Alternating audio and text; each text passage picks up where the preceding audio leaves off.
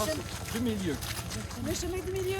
C'est ça! Zachary est un jeune homme autiste de 20 ans qui vient de donner toute une leçon de courage à sa famille. Est-ce que tu voudrais aller chercher une poutine? Le poutine! Ça fait 10 ans qu'il vient ici, à la pourvoirie du domaine Bazinet, pour passer ses vacances estivales. Mais cette année, les vacances ont été inoubliables, mais pas nécessairement pour les bonnes raisons. Le lendemain de leur arrivée, samedi matin, vers 9h30, Zachary et son jeune frère, Nicolas, âgé de 16 ans, décident d'aller se balader en forêt. Ils empruntent ce sentier et c'est là que tout bascule quelques instants plus tard. Un moment donné, le sentier était bloqué par des branches, tu sais, fait que j'ai contourné les branches. Sauf qu'après ça, j'ai jamais retrouvé le sentier, fait qu'on a continué à avancer. Zachary tombe de quand même bien haut. Puis là, ben, c'était un endroit qui n'était pas remontable, fait qu'il n'y avait plus de marche arrière. Les deux frères se dirigent vers un point d'eau en criant à l'aide. Zachary perd ensuite une sandale, il est blessé et il refuse de suivre son frère. Là, je commence à paniquer, par exemple, parce que je me dis, s'il ne peut plus bouger, qu'est-ce qu'il va faire? Puis là, je l'ai laissé là.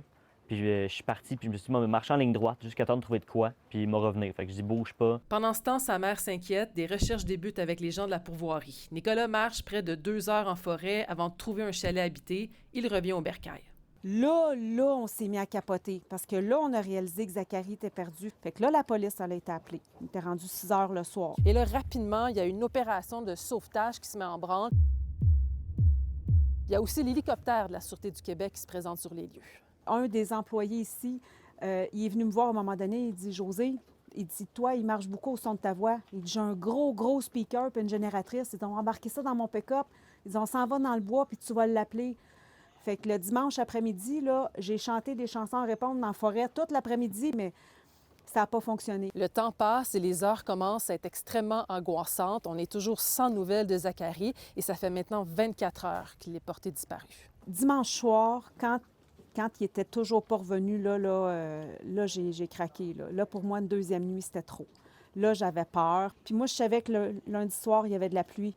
Je dis, ramenez-le-moi avant qu'il mouille. Zachary est finalement localisé vers midi lundi par l'hélicoptère de la Sûreté du Québec. Là, j'ai ouvert la porte du véhicule. Puis là, il m'a regardé. Il a descendu. Il aime beaucoup Dora. Fait qu'en sortant, il a sorti, il a levé les mains, puis il dit...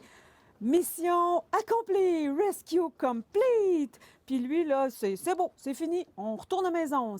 Tout était beau, tout était correct, puis la vie se continue. Moi, j'étais démolie, j'étais plus capable, j'étais morte. Il n'a aucune blessure majeure, mais ses 2 chevilles sont foulées et il a beaucoup d'égratignures et de piqûres sur ses jambes. Il a marché 12 km dans la forêt dans cet état. M'imaginer juste qu'il s'est levé puis qu'il aille marcher une 12aine de kilomètres, hey, c'est vraiment quelque chose, c'est vraiment un autre niveau, là. C'est un surhomme, il a fait 4 fois ce que j'ai fait.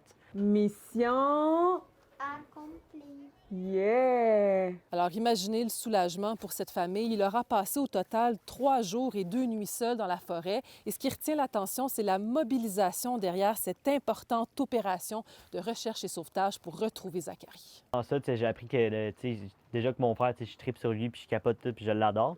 Mais là, j'ai vu aussi que le temps, c'est précieux. Give me 4. Give me 3, 2, 1, 0.